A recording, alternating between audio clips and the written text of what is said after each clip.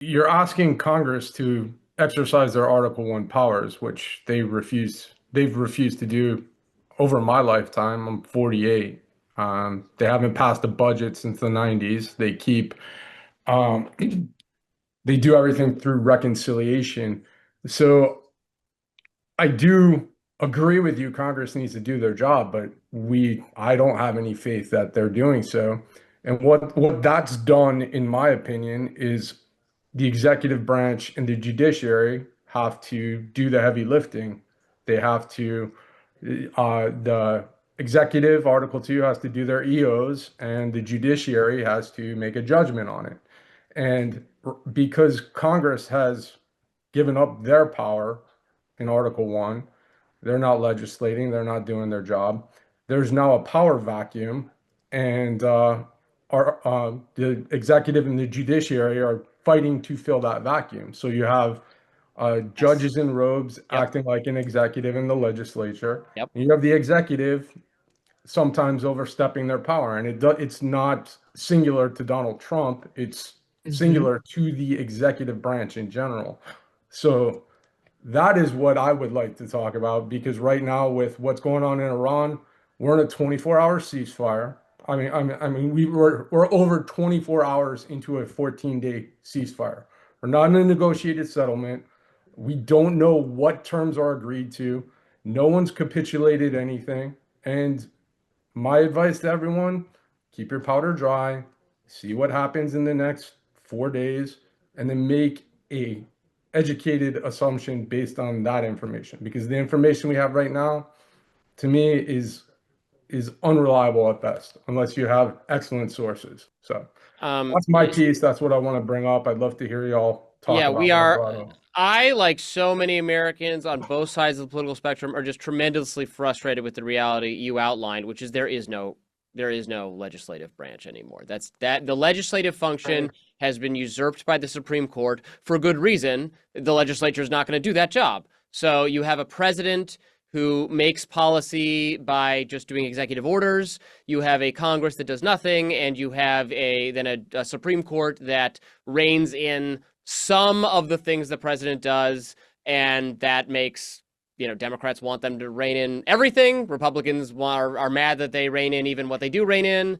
Like the birthright citizenship. I think we all pretty much expect the Supreme Court to rule that Donald Trump's declaration that birthright citizenship is not valid moving forward.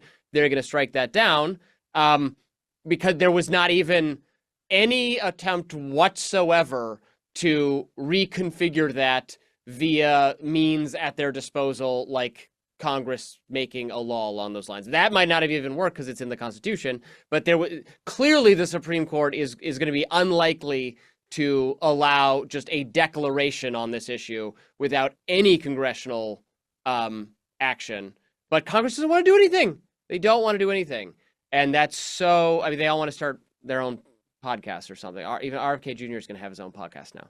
Like, isn't Oh, we good should do Lord. things? Or maybe I'm getting my way because I don't actually want Congress to do anything. I mean, I want them to do some things. I want them to like rein in the federal government when it's called for. I don't know, Stephen. Are Democrats out there trying to promising that if they get back into power, they'll like actually do their jobs, or they're going to start their own podcast when they get into office? I'm sure that they're saying they're going to do their jobs, but they'll start their podcasts. I I mean, don't want more competition. The only person who's allowed to have 4 different podcasts is me. If you're in Congress, go vote on something. Go. I'm not trying to do your job. I'm not trying to write any bills. So, no, it's so true. It's a sad state of affairs, as Alan pointed out, and I think we will very likely have a Speaker Jeffries next year, and I had a conversation with Oh, him. God forbid. I'm Nina, throw sorry, some Stephen. papers. I, I I, Nina, take it up with Rome! Zoran. He tried to get you. He tried to get you Chiose. and so I'm genuinely curious. So what's the agenda? Thank you, Anthony.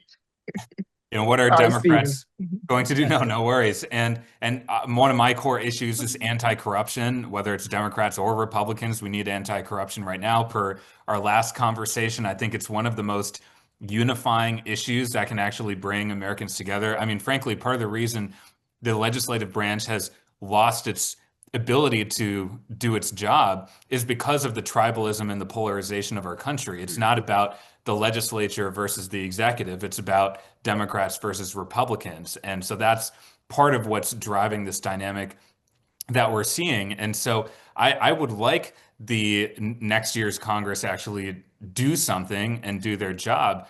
But, there's no incentive really to do that. And until we get serious about changing political incentives, which is what I'm about, then we're not going to see a change. But interestingly, with Jeffries, one issue that I've been working on for a number of years is addressing this corruption where lobbyists legally bribe members of Congress. That can be changed through rules. That doesn't even necessarily need to be a piece of legislation, or auctioning off committee assignments for people with more money.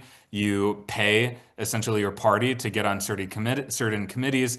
And the kind of thing I was hearing is like, yeah, that's important. We're going to prioritize anti-corruption, but it's the Republicans' fault.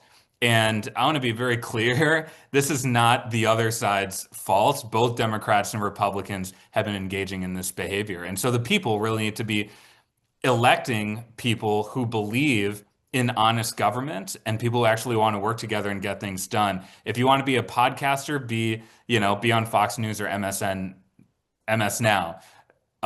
Don't sign up. Don't dead name them.